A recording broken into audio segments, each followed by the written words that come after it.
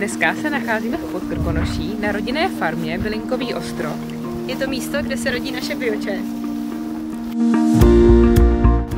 Začalo to v roce asi 2005-2006, kdy jsme se rozhodli začít pěstovat léčivé rostliny a postupem času jsme navýšili množství pěstovaných druhů a nakonec nám z toho vzešlo, že jsme měli takový sortiment, který jsme mohli použít v našich čajích.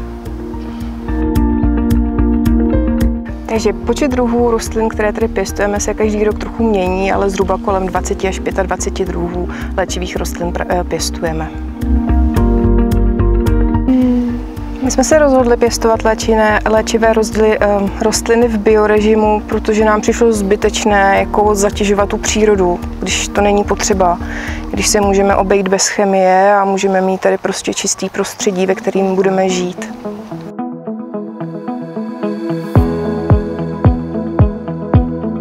Naše bylinky sklízíme převážně do čajů apotéky a část z nich využíváme v našich farmářských čajích. Takže pro pěstování léčivek jsme schopni si obstarat vlastní osivo, vlastní sadbu, tu vysázíme, potom vlastně je to spousta hodin okopávání a starání se o ty porosty. No, když sklidíme, tak musíme bylinky usušit, a potom je vlastně dodáváme k dalšímu zpracování do apotéky a bylinky pro naše čaje si zpracováváme sami, to znamená, že je drhneme, přefukujeme a potom mícháme čajové směsi.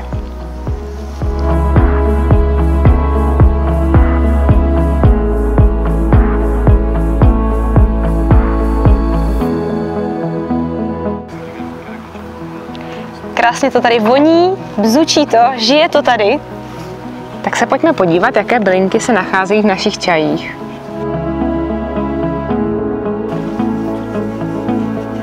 Meduňka. To vůně, citron, máta, to je škoda, že se to nedá přenést.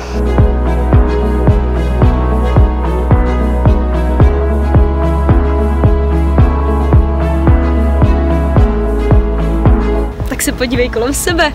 Tady je to kouzlo, tady je ta poctivost, tady jsou ty lidi, kteří stojí za bylinkami a stačí jenom přivonět a vidíš, že to stojí.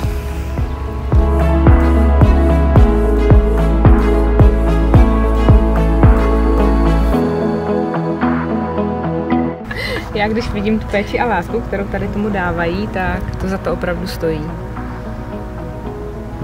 Kdybych byla bylinka, tak bych chtěla být mátou, protože ji mám ráda.